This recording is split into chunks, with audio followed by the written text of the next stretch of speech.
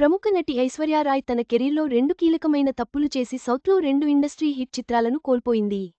తమిళంలో రజనీకాంత్ నరసింహ, తెలుగులో వెంకటేష్ ప్రేమంటే ఇదేరా వంటి బిగ్ హిట్స్ ఆమె చేతిలోంచి ఎలా జారిపోయాయో ఈ కథనంలో చూద్దాం.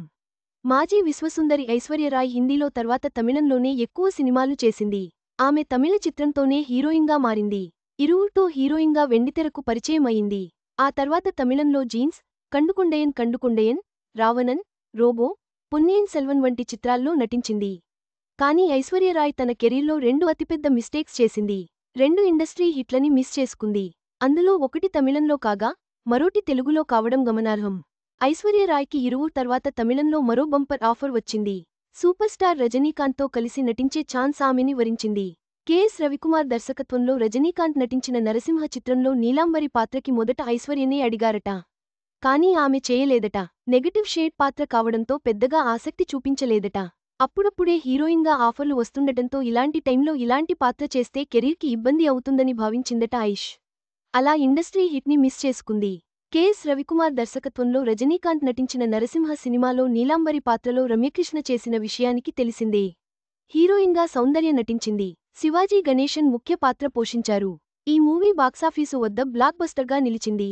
1999 ఏప్రిల్ 10 ఈ సినిమా విడుదలై ఇండస్ట్రీ హిట్గా నిలిచింది. అప్పటి వరకు తమిళనాడులో ఉన్న అన్ని రికార్డులను ఈ సినిమా బ్రేక్ చేసింది. ఇదిలా ఉంటే నీలాంబరి పాత్ర కోసం ఐశ్వర్య రాయ్ తర్వాత నగ్మ, మీన వంటి వారిని కూడా అడిగారట. కానీ వాళ్లు కూడా రిజెక్ట్ చేశారు.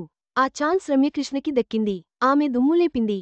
సినిమాకి సెకండ్ హీరోగా నిలిచింది. ఈ సినిమా రమ్యకృష్ణ కెరీర్కి బిగ్ టర్నింగ్ పాయింట్ అయిందని చెప్పొచ్చు. అలా ఐష్ ఇండస్ట్రీ హిట్ని మిస్ చేసుకుంది. దీనికి ముందే ఐశ్వర్య రాయ్ తెలుగులో మరో ఇండస్ట్రీ హిట్ని మిస్ చేసుకుంది. ఆమె తెలుగులో ప్రేమంటే ఇదేరా మూవీలో నటించే అవకాశం దక్కింది. వెంకటేష్ హీరోగా జయంత్ సి పరాంజీ దర్శకత్వంలో ఈ చిత్రం రూపొందింది. ఇందులో ప్రీతి జింటా పాత్రకి ముందుగా ఐశ్వర్య రాయ్ని అనుకున్నారు. ఆమె ఓకే చెప్పింది. అంతా ఓకే అయింది. కానీ చివరి నిమిషంలో హ్యాండిచ్చిందట. హిందీలో చేసిన సినిమాలు ఆడకపోవడంతో దీన్ని రిజెక్ట్ చేసింది. దీంతో ఆ స్థానంలో చాలామంది హీరోయిన్లని అనుకున్నారు. ఫైనల్గా ప్రీతి జింటాని ఎంపిక చేశారు. 1998 అక్టోబర్ 30న విడుదలైన ఈ సినిమా సైతం ఇండస్ట్రీ హిట్గా నిలిచింది.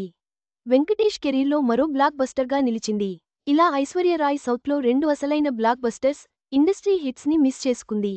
ఈ 2 చిత్రాలను రిజెక్ట్ చేసి చాలా పెద్ద తప్పు చేసింది. ఈ సినిమాలు సౌత్లో ఆమె కెరీర్నే మార్చేయగలిగే మూవీస్ కావడం విశేషం. ఒకవేళ చేసి ఉంటే ఇక్కడ స్టార్ హీరోయిన్గా రాణించేది.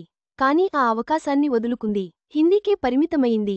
అయితే నరసింహకి రిజెక్ట్ చేసినా ఆ తర్వాత రజనీతో రోబో చిత్రంలో నటించిన విషయానికి తెలిసిందే. ఈ సినిమా సైతం ఇండస్ట్రీ హిట్గా నిలిచింది. ఐశ్వర్య రాయ్ కెరీర్లోని ఈ 2 నిర్ణయాలు ఆమె సౌత్లో మరింత బలమైన స్థానాన్ని పొందకుండా చేశాయి. ఒకవేళ ఆ పాత్రలు చేసి ఉంటే ఆమె సౌత్ ఫిల్మోగ్రఫీ మరింత గొప్పగా ఉండేది.